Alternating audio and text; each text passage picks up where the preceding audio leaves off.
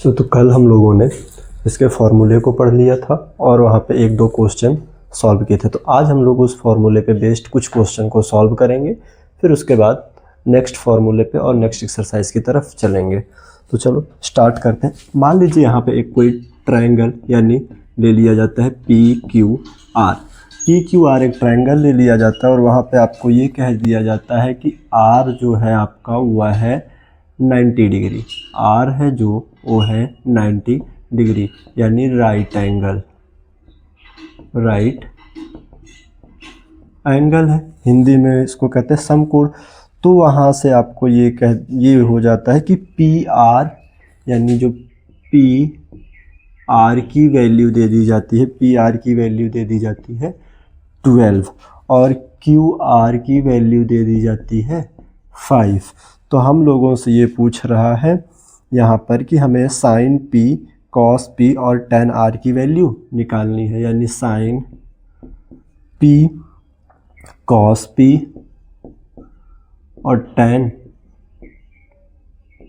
R की value को find करना है। तब हम लोग इस क्वेश्चन को सॉल्व करते हैं। सबसे पहले इसके लिए हम लोग एक ट्रायंगल बना लेते हैं। ट्रायंगल बनाएंगे, ये हो जाएगा एक राइट एंगल ट्रायंगल बना लिया यानी समकोण त्रिभुज। तो यहाँ पे क्या करते हैं कि जिस कोण को राइट एंगल कहा गया है यानी 90 अंश बोला गया है, समकोण बोला गया, वो हम लोगों को यहाँ पर लाके रख देनी है। तो ये हो जाएगा आपका 90 डिग्री और यहाँ पे हो जाएगा पॉइंट R। बाकी P और Q को हम लोग कहीं पे भी रख सकते हैं, उससे कोई प्रॉब्लम नहीं होने वाली है। तो मान लो हम लोग यहाँ पे रख ले रहे हैं Q और यहाँ पे रख देते हैं P। तो अब एक चीज हम लोग ये देखते हैं कि जो P और R यानी बेस की जो वैल्यू हो गई है वो हो गई है 12 और Q और R यानी ये परपेंडिकुलर यानी लंब की वैल्यू हो गई है 5। जानते ही हैं आप लोग, कल वाले क्लास में पढ़ा भी था। यहाँ पे क्या हो जाएगा कि इस वाले यानी जो 90 डिग्री के सामने बना हुआ लाइन होता है उसको बोलते हैं कर्ण यानी हाइपोटेनस, और जो इस यानी एंगल P के सामने बना रहता है उसको बोलते हैं लंब यानी परपेंडिकुलर, और जो हमारा कोण Q यानी एंगल Q के सामने बना है ये है आधार यानी बेस। तो अब हम लोग पाइथागोरस थ्योरम का यूज़ करेंगे। पाइथागोरस थ्योरम के यूज़ करके हाइपोटेनस की वैल्यू को फाइंड करेंगे, क्योंकि हमारे पास परपेंडिकुलर यानी लंब और बेस यानी आधार तो है, लेकिन कर्ण का मान यानी हाइपोटेनस का मान नहीं है। तो उसकी वैल्यू को फाइंड करते हैं। तो फॉर्मूला हो जाता है कर्ण का स्क्वायर बराबर लंब का स्क्वायर प्लस आधार का स्क्वायर। तो यहाँ से हमें निकालना है, यानी ये हो जाएगा कर्ण का स्क्वायर बराबर लंब यानी परपेंडिकुलर की वैल्यू है 5 का स्क्वायर प्लस बेस यानी 12 का स्क्वायर। तो आगे सॉल्व करते हैं। 5 का स्क्वायर हो जाएगा 25 और 12 का स्क्वायर हो जाएगा 144। जब इन दोनों को ऐड कर देंगे, तो इन दोनों को ऐड जब हम लोग करेंगे तो आ जाएगा 169, यानी जो कर्ण का स्क्वायर था वो आ गया 169। हमें स्क्वायर नहीं, ओनली कर्ण यानी हाइपोटेनस चाहिए, तो हो जाएगा कर्ण का स्क्वायर, और 169 जो होता है वो 13 का स्क्वायर होता है। तो स्क्वायर से स्क्वायर को कैंसिल कर देंगे, यानी कर्ण की जो वैल्यू आ जाएगी वो आ जाएगी 13। तो हाइपोटेनस यानी कर्ण की वैल्यू क्या आ गई 13। अब हम लोगों से ये कहा गया कि हमें tan P cot P sin P cot P और sin P cos P और tan P चाहिए। तो एक चीज़ हम लोगों को पहले करना पड़ेगा। देखोगे तो यहाँ पे P पॉइंट को राइट एंगल लिया गया है यानी समकोण लिया गया है, तो हम लोग इसकी वैल्यू को चेंज करेंगे। तो यहाँ पे क्या हो जाएगा, R के प्लेस पे P को कर देते हैं और बाकी को रहने देते हैं। तो ये क्या हो जाएगा कि जब हम लोग इसको चेंज करेंगे तो जो आधार यानी बेस है वह परपेंडिकुलर यानी लंब हो जाएगा, और जो लंब है वो आपका आधार हो जाएगा। तो उस केस में अगर हम लोग इसको एक छोटे से फिगर के थ्रू समझें तो ये हमारा बन जाएगा इस तरह से, यानी P आ गया यहाँ पे, R यहाँ पे और Q यहाँ पे। तो जो बेस था वह परपेंडिकुलर यानी लंब हो गया, और जो लंब था वह आधार हो गया, और हाइपोटेनस कभी भी चेंज नहीं होता तो वही रहेगा। अब हम लोग अगर वैल्यू निकाल देते हैं साइन पी की, तो जानते हो इसका फॉर्मूला होता है लंब यानी परपेंडिकुलर और बट अपॉन हाइपोटेनस यानी कर्ड। तो देखो कि यहाँ पे तो ये जो लंब यानी इसकी वैल्यू आ गई है 12 और बेस की वैल्यू आ गई है 5, और दूसरे में कहा गया है कॉस पी की वैल्यू को फाइंड करने के लिए। जब कॉस पी की वैल्यू फाइंड करेंगे तो इसका जो फॉर्मूला होता है वो होता है आधार यानी बेस अपॉन कर्ड यानी बेस अपॉन हाइपोटेनस। तो बेस तो उस टाइम पे हमारा हो जाएगा 5 और हाइपोटेनस हो गया 13। अब हमें एक चीज़ और पूछ दिया गया है यहाँ पे, वो पूछा है tan r की वैल्यू। जब tan r की वैल्यू को करेंगे तो अभी तक यहाँ पर p था, अब ये p यानी यहाँ चला जाएगा और r यहाँ आएगा। तो जब इस तरह से हम लोग चेंज करेंगे तो ये जो 5 है यहाँ पर आ जाएगा और जो 12 है वो इस वाली लाइन पे चला जाएगा। तो उस केस में हमें क्या हो जाएगा कि हमारा जो इसका फॉर्मूला होता है परपेंडिकुलर यानी लंब अपॉन बेस यानी आधार, तो ये हो जाएगा लंब बटे आधार। तो लंब की वैल्यू अब हो जाएगी 5 और आधार की वैल्यू हो जाएगी 12। तो 5 एंड 12। तो एक साइन पी की वैल्यू ये आ गई, कॉस की ये आ गई और tan r की वैल्यू ये आ गई। तो ये आपका पहला क्वेश्चन इस पे बेस्ड था। इसी रूल पे बेस्ड हम लोग एक और क्वेश्चन को सॉल्व करते हैं। यहाँ पर क्या किया गया कि जैसे आपने पहले वाले क्वेश्चन को सॉल्व किया है वैसे ये भी सॉल्व होगा, बस इसके थोड़े से वैल्यू नेम इसके चेंज हो जाएंगे। तो फिर हम लोग एक राइट एंगल ट्रायंगल बना लेते हैं। एक राइट एंगल यानी समकोण त्रिभुज बना लिया गया। अब इसमें कहा गया कि समकोण यानी राइट एंगल बी है। जिस भी अल्फ़ाबेट को कहेगा उस अल्फ़ाबेट को हम लोग इस पोजीशन पे पुट कर देते हैं, बाकी ए को इधर कर देते हैं और सी को इस पोजीशन पे रख देते हैं। तो अब एक चीज़ देखो, इसमें दिया गया ए बी यानी ए और बी, ये वाली जो लाइन है इसकी वैल्यू दे दी गई है 24 सेंटीमीटर। ये हो जाएगा 24 सेंटीमीटर यानी लंब की वैल्यू, परपेंडिकुलर की वैल्यू हो गई। और बी और सी की वैल्यू दे दी गई है 7। तो बी और सी की वैल्यू हो गई 7। हमें हाइपोटेनस की वैल्यू को फाइंड करना है। जब हाइपोटेनस की वैल्यू को हम लोग फाइंड करेंगे तो अब यहाँ पे लगा देते हैं पाइथागोरस थ्योरम। पाइथागोरस थ्योरम लगाओगे तो होता है कर्ड का स्क्वायर, लंब का स्क्वायर प्लस आधार का स्क्वायर। तो हमें कर्ड की वैल्यू को निकालना है, तो ये हो जाएगा कर्ड का स्क्वायर। लंब की वैल्यू है 24 यानी 24 का स्क्वायर, ये हो जाएगा 24 का स्क्वायर, और आधार की वैल्यू है 7 यानी 7 का स्क्वायर। तो जब इसको करेंगे तो इसकी जो वैल्यू होती है वो होती है 576 यानी 24 का जो आपका स्क्वायर होगा 574 और इसका 7 का होता है 49। इन दोनों को ऐड कर देंगे तो ये आ जाएगा 625 यानी 625 आ जाएगा। ये हमें आ गया कर्ड का स्क्वायर। हमें सिर्फ कर्ड यानी हाइपोटेनस निकालना है, तो कर्ड का स्क्वायर, और इसको लिख सकते हैं 25 का स्क्वायर। स्क्वायर से स्क्वायर कैंसिल हो जाएगा तो इसकी वैल्यू आ गई 25 यानी हमारी हाइपोटेनस की वैल्यू हो गई 25। हमें अब निकालना है साइन ए और कॉस सी। तो देखो यहाँ पर तो बी है, पूछा हमसे ए को गया है, तो हम लोग इसको चेंज करेंगे। यानी एक और समझने के लिए अगर यहाँ पे डायग्राम बना लें तो अब यहाँ पे क्या हो जाएगा ए, यहाँ पर बी, यहाँ पर सी। तो हाइपोटेनस तो कभी चेंज नहीं होता यानी कर्ड कभी चेंज नहीं होता, तो वैसे ही रहेगा।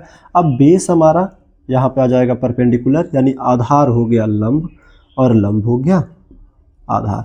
उस केस में क्या करेंगे कि अब हम साइन ए की वैल्यू को फाइंड करते हैं। जब साइन ए की वैल्यू को फाइंड किया तो होता है आपका लंब बटे कर्ड यानी ये हो जाएगा 7/25।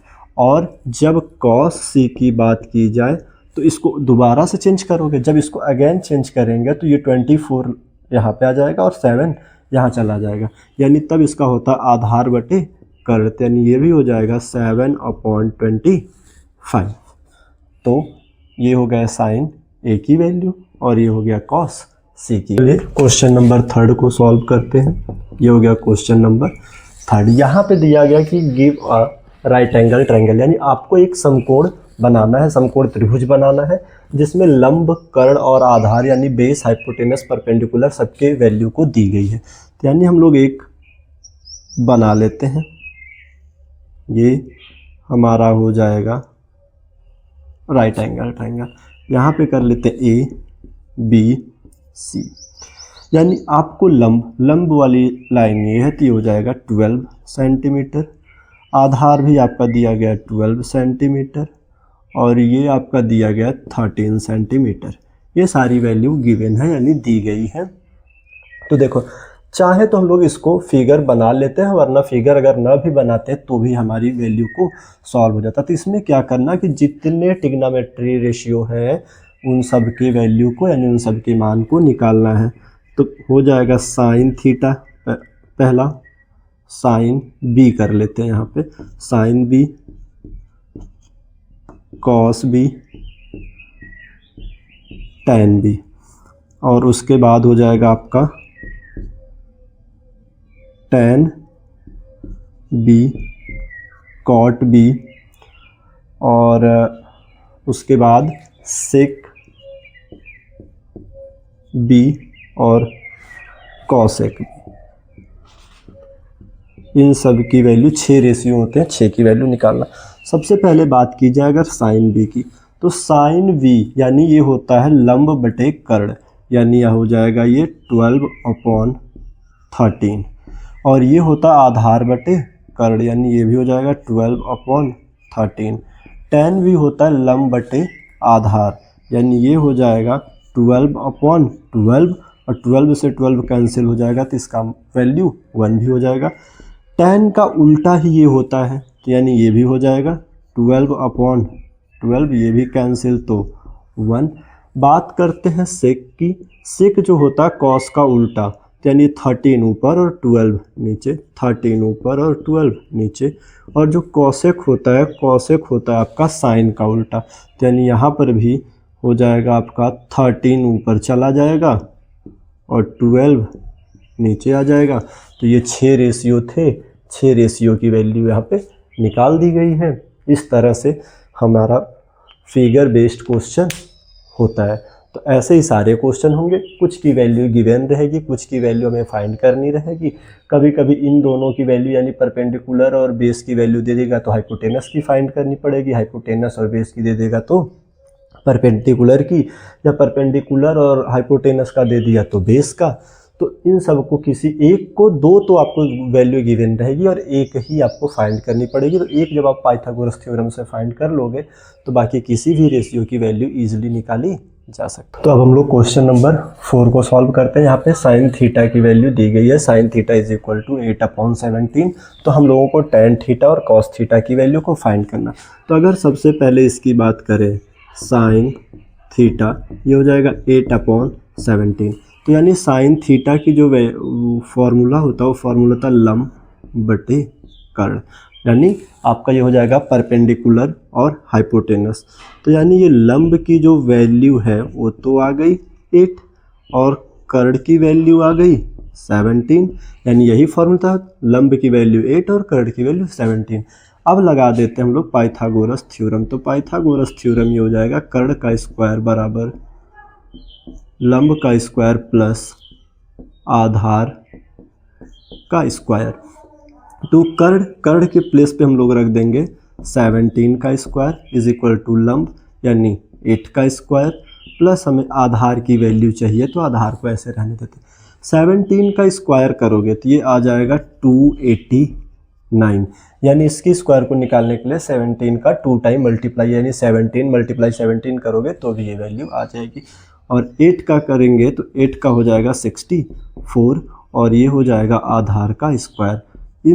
इसको ट्रांसफ़र इधर कर लेते हैं, वैल्यू को लेके आते हैं तो ये हो जाएगा 64 इज इक्वल टू आधार का स्क्वायर।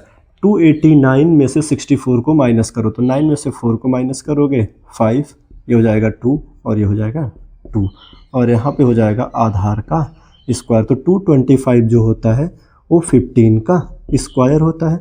तो 15 का स्क्वायर और आधार का, इससे ये कट गया, तो जो आधार की वैल्यू है वो आ गई 15। हमें निकालना क्या है, tan थीटा। तो जब tan थीटा को निकालेंगे तो फॉर्मूला होता है लंब बटे आधार। लंब की वैल्यू यहाँ पे है कितनी, 8, और आधार की वैल्यू कितनी निकाली गई है, 15। तो हो जाएगा 8/15। अब कॉस का निकालेंगे तो cos theta is equal to formula हो जाएगा आधार बटे कर्ण। आधार की वैल्यू यहाँ से हो जाएगी 15 और कर्ण की वैल्यू यहाँ पे है 17, तो यानी इसकी वैल्यू हो जाएगी 15/17। तो ये tan की वैल्यू आ गई और ये cos की वैल्यू आ गई। तो इस तरह से हम लोग इस फॉर्मूले से, इस रूल से हम लोग इस क्वेश्चन को सॉल्व कर देंगे। तो वैल्यू में ही थोड़ी बहुत चेंजिंग हो सकती है कि जैसे यहाँ पे 6 रेशियो में से कोई भी एक रेशियो की वैल्यू दे देगा और बाकी आपसे पूछ देंगे। और कभी कभी तो ये पूछ देता है कि अगर एक रेशियो की वैल्यू दे देता है तो बोल देता है जितने भी रेशियो इसमें बचे हुए हैं सबके निकाल लें। तो चलिए अभी एक क्वेश्चन हम लोग उस टाइप का भी कर लेते हैं। तो देखिए नेक्स्ट क्वेश्चन हम लोगों ने ले लिया सेक थीटा। ये हो जाएगा sec theta is equal to 13/12 हो तो अन्य सभी अनुपातों का मान ज्ञात कीजिए। यानी अन्य सभी अनुपातों से सेंस ये है, हमें सेक का दिया है तो सेक के अलावा और जितने बचे हुए हैं उन सभी की वैल्यू को फाइंड करना। जैसे साइन है, कॉस है, टेन है, कॉट है, उसके बाद कॉसेक है, ये 5 बचे। तो इसके लिए हम लोग क्या करेंगे कि पहले वैल्यू को निकालते हैं। Sec theta is equal to 13/12। तो सेक का जो फॉर्मूला होता है वह होता है हाइपोटेनस यानी कर्ण बटे आधार, कर्ण बटे आधार। तो जो कर्ण का मान है वो है 13 और आधार का जो मान है वो है 12। यानी हाइपोटेनस की वैल्यू 13 और आधार की वैल्यू 12। तो यहाँ से हम लोग पाइथागोरस थ्योरम को यूज़ करेंगे। पाइथागोरस थ्योरम हो जाता है आपका कर्ण का स्क्वायर बराबर लंब का स्क्वायर प्लस आधार का स्क्वायर। तो देखो कर्ण की वैल्यू है 13, यानी हो जाएगा 13 का स्क्वायर इज इक्वल टू लंब को ऐसे ही रहने देते हैं, लंब का स्क्वायर प्लस आधार की वैल्यू हो जाएगी 12 का स्क्वायर। 13 का स्क्वायर कर देंगे तो 169 माइनस, जब इसको इस साइड लेके आओगे तो ये वैल्यू माइनस में हो जाएगी और 12 का स्क्वायर होता है 144 इज इक्वल टू लंब का स्क्वायर। तो जब इनमें से इसको माइनस करोगे यानी 169 में से 144 को माइनस किया जाएगा तो वैल्यू आ जाएगी 25। ये हो गई 25 और लंब का स्क्वायर। 25 जो होता है वो होता है 5 का स्क्वायर इज इक्वल टू लंब का स्क्वायर। स्क्वायर से स्क्वायर कैंसिल, यानी अब जो लंब की वैल्यू आ गई वो आ गई 5। अब हमें जो जो अनुपात निकालने हैं उन सब की वैल्यू, उन सब को लिख लेते हैं। तो हमें पहला कौन सा निकालना है, साइन थीटा, दूसरा है कॉस थीटा, तीसरा टैन थीटा, उसके बाद कॉट थीटा। सेक का तो दिया ही है और एक जो निकालना है वो है कॉसेक थीटा। तो देखोगे साइन का जो फॉर्मूला होता है वो होता है लंब बटे आधार। तो लंब की वैल्यू 5 और लंब बटे कर्ण होता है, तो लंब की वैल्यू 5 और कर्ण की वैल्यू 13। तो ये हो जाएगा 5/13। और कॉस का होता है आधार बटे कर्ण, तो आधार है 12 और कर्ण है 13, तो ये हो जाएगा 12/13। टैन थीटा का फॉर्मूला जो होता है वो होता है लंब बटे आधार। तो लंब आपका 5 और आधार आपका 12, तो ये हो जाएगा 5/12। और कॉट जो होता है वो टैन का उल्टा होता है, तो इसको उल्टा करेंगे तो ये हो जाएगा 12/5। और जो कॉसेक होता है ये साइन का उल्टा होता है, तो वो है 5/13, तो ये हो जाएगा 13/5। तो ये इसके 5 रेशियो यानी 5 अनुपात बचे हुए थे, तो पाँचों की वैल्यू यहाँ से निकाल दी गई है। तो इस तरह से चाहे कोई भी नंबर दिया रहे, सबसे पहले जो हमें उसकी साइड नहीं मालूम रहेगी उस साइड को पाइथागोरस थ्योरम से फाइंड करेंगे। फिर बाकी जो आपके रेशियो बच रहे हैं उनके फॉर्मूले को लिखकर और जो वैल्यू आई रहेगी उस वैल्यू को वहाँ पर ले जाकर पुट कर देते हैं। हमें इस तरह से क्वेश्चन दिया जाए तो सबसे पहले ये वाले जो नंबर है इस नंबर को इज इक्वल टू के राइट साइड में लेके जाते हैं। तो अभी देखिए इन दोनों के बीच में मल्टीप्लाई हाइड है लेकिन लगा रहता है, तो इसको जब इधर लेके जाएंगे तो इसके डिवाइड यानी अपॉन में चला जाएगा।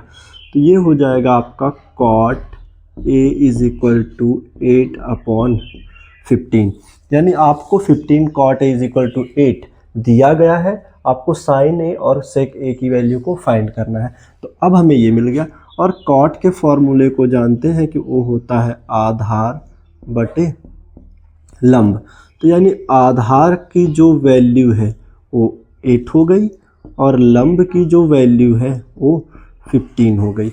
अब हम लोग यहाँ से निकालेंगे पाइथागोरस थ्योरम से हाइपोटेनस यानी कर्ण की वैल्यू, क्योंकि कर्ण की वैल्यू हमें नहीं पता है तो कर्ण की वैल्यू निकाल लेते हैं।